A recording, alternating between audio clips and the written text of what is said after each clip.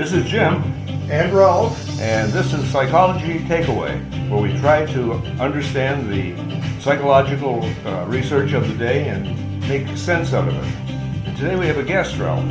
Yes, we do. We have Cassy again, Cassandra. Cassy, say your last name correctly for me. Yes, so my name is Cassy Stockner. Stockner, Yes. right? Soon to be Dr. Stockner, right? Woohoo! Seems like a long time coming. Okay, well, you seem pretty happy today, Cassie.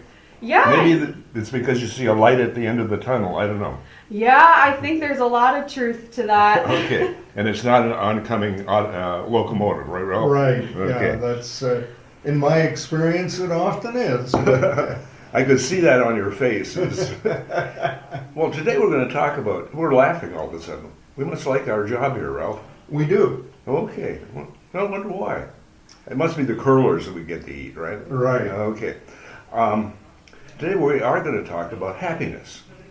Okay, happiness on the job. Well, happiness on the job and just maybe happiness per se. Okay. I think about Martin Seligman. We've talked about him before, the positive psychology. And one of the things that Cassie mentioned last time that she was on, a few weeks ago, was that it was hard to change personality characteristics of employees. Well, that's true unless you have what Morris Massey called a significant emotional experience. And Right. Seligman had one of these. He was the most miserable guy around. He was president of APA, and he's at University of Pennsylvania. He's doing research, and he's doing research on depression. He's the guy who did the research on learned helplessness. Okay, and he said he worked with the most miserable people.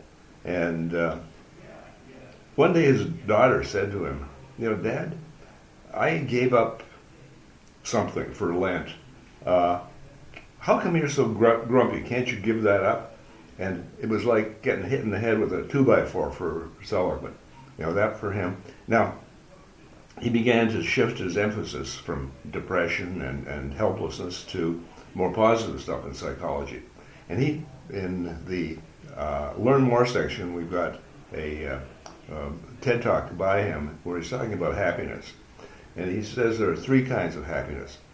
There's the French vanilla ice cream happiness. The first bite is great, but by the third bite, it's gone away. The second is flow. I have a friend who plays music, plays a guitar, and he can play the guitar for hours and hours, and he's just transfixed as he's playing the guitar. And then the third kind, which is the more salient kind of happiness, is meaning. So, having introduced happiness and the concept, what, Cassie, do you see in the literature that contributes to happiness, either on the job or in general? Yeah, so in my field, we don't necessarily refer to it as happiness. We more often use the term job satisfaction, but I think they can translate pretty well to one another. And what we see are, I like to say, 4 different areas that can contribute to job satisfaction. The first is work environment. So it's really important that you have supportive coworkers and supportive people around you in the job. Oh. If you feel completely alone or that you are constantly having conflict with others, to bring up our last episode, you're not going to be as happy. You're not going to feel that your job is as meaningful. In the 90s and maybe into the 2000s, large corporations like Google were attempting to make the work environment more pleasant. In fact, I saw the other day that some companies, Google being one, introduced child care for its employees. Now they have done away with that, or are in the process of doing away with it. But having exercise rooms or having a beautiful campus with lots of beautiful views, is that what we're talking about when we talk about making the environment? Yeah, better? so I think there you're talking about 2 different concepts. Okay. So the first that you were talking about, we refer to as organizational design. So the physical design elements of the workplace really do contribute to our mood, right? If we're in a very sterile gray room with no window, we're probably going to be less happy than somebody who has windows all around them and bright yellow walls and interesting things to look at. Or I think, like you were talking about with Google, I've seen a lot of tech companies in particular put in hangout areas where they encourage coworkers to relax and collaborate with each other in a more natural environment than in an office. Kind of the water cooler phenomenon. Right. Okay. Right. And then the second concept that you were referring to there was work-family balance. And this is something that is very, very important for general well-being of workers. Right, a lot of people... Say that one again. Work-family balance? Yes, work-family balance, sometimes referred to as work-life balance. So we want to make sure that people are able to be in both roles. So show up to work and be able to be a worker, and then mentally be off the clock and be able to focus on their family and not have to worry about anything at work. And so having childcare, right, that's part of our organizational design, but having childcare in the workplace supports that family aspect in that work-family balance. Yeah, no, one of the examples, Cassy, that I can think of is Toronto is the largest city in Ontario, and my daughter and her husband and family live in Cambridge, which is about an hour away. And I would hate to have an hour's commute twice a day, and then work an 8-hour day, because all of a sudden your work life is 10 hours. But many people who work in Toronto will accept that hour's commute in order to have better quality of life for their family. They can afford a much better house in Cambridge than they could in Toronto. They can recreate themselves differently in Cambridge because there's lots of parks and so on and so forth. So they're willing to make that trade for better family values, if that's still a current term. And I think, for my extended family, they like the fact that they can live and work in the same city that many people are having to drive an hour each way to live and work in. Right. Yeah, and I'm a strong proponent of family or personal life comes first. I think it's so, so important that people focus on their personal life. I don't think it's healthy when work becomes everything to you, right? And there's a difference. If you're passionate about what you do and you truly love it, then that's still contributing to your personal life. But I think for the most part, we see a lot of people who don't necessarily like their jobs. And so it's important for them to have that balance. And like you said, a lot of people might choose to take that longer commute to ensure that they have a happier life for themselves and their family. And we're seeing organizations now, more recently, be more flexible in those work arrangements to help employees have that work-family or work-life balance. So that might be including hybrid work, where people only have to go in 2 or 3 days a week, and then the other couple days they'll work from home, or perhaps work hours. Some employers let their employees get off a little bit early in the day so that they can pick their children up from school, right? These are some different things that we see organizations implementing. Yeah. Okay. Are they implementing them out of the kindness of their heart, or is there an impact on the bottom line of the company? Well, I would like to believe that organizations are doing it out of the kindness of their heart, but there's always a business component to everything, right? Every business decision. Every business has a business component, right? Right, Okay. but I think what organizations were seeing was that when their workers weren't as happy or motivated, they weren't as productive or performing as well. So by making these small sacrifices, if you will, to ensure that their employees are happy and have a higher sense of well-being, they're actually seeing a better return from a business aspect because their employees will perform better. Okay, I understand that. Now, if I feel like my job might be replaced by a machine, a robot, an AI, what's that going to do to my on-the-job happiness? Yeah, that's something that's been really big in the field of IO psychology right now, particularly with AI, right? A lot of people are concerned that AI will take over their jobs that are more routine.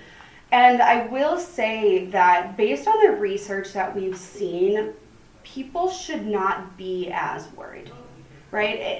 If that time ever came, it would be quite a long time down the road. But I think there is some validity to being concerned about it, and people are worried and they might not be as happy. And I think that's up to the organization to be transparent with their employees and explain the reality of how it could affect their job. Yeah, I think that AI is here. We did a series on AI, and I think our conclusion was that, yeah, you should be concerned, but not paranoid over the whole thing.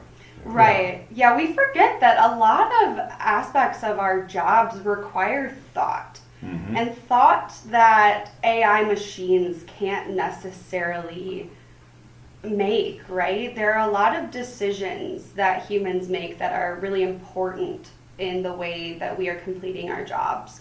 And that's not something that can be replaced, at least not at this point. Right. And so humans are very valuable still in all of these organizations. It's good to hear that you're still valuable, Ralph. Yeah, and you know, it's interesting, Cassie, when you talk about people finding satisfaction or non-satisfaction and working from home and what that brings. You know, I've talked to a lot of people who are now retired from their usual job, and the most common reaction I get from them is, you know, after somebody's been retired for a year, I say, well, how do you like retirement? And they say, you know, I'm so busy now, I don't understand how I had any time to work. Yeah, that's something I've noticed. My dad actually retired a couple years ago, and my whole life when I was living at home, you know, he was very, very busy all the time with work. And in my head, once he had retired, well, he wasn't really doing anything, right? But he is almost more active now than when he was working. He makes sure to do a lot of different things. And so I think that has contributed to his quality of life. Well, you told us before that he was a university professor. I don't think most of them are cut out for life on the golf course, for example. Right. Does your dad spend a lot of time playing golf? Well, he did, and then I injured his shoulder, so we won't get into that. Oh, but no. Oops. Yeah. Okay, so you threw him down and he landed on his shoulder.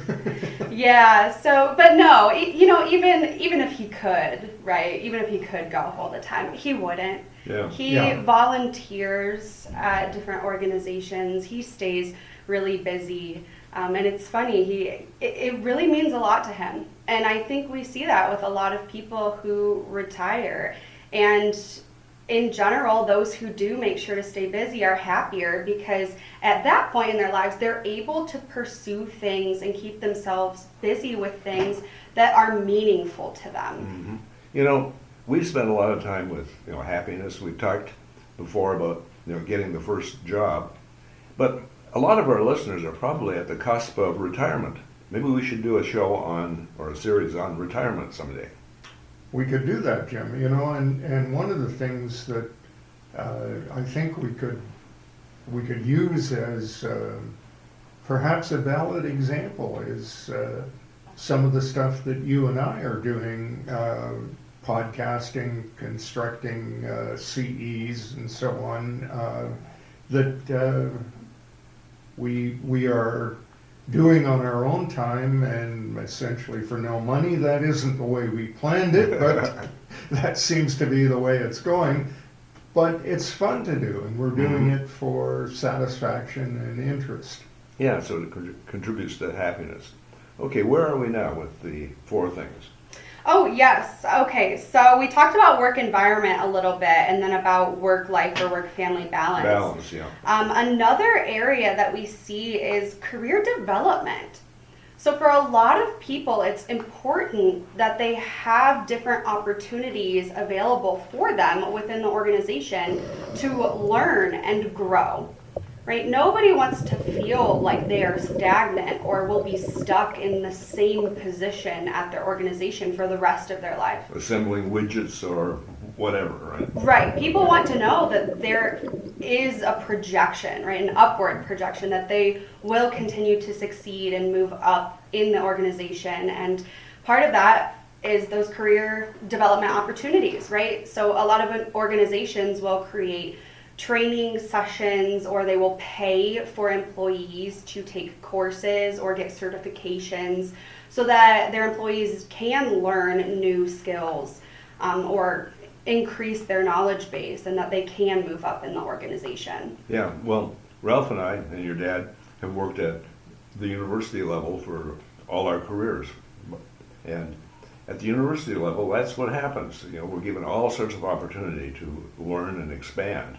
Otherwise, you know, my knowledge base is as current as the day I got my dissertation. So without doing this kind of expansion, you are going to be stagnant and of little use to the organization 50 years later.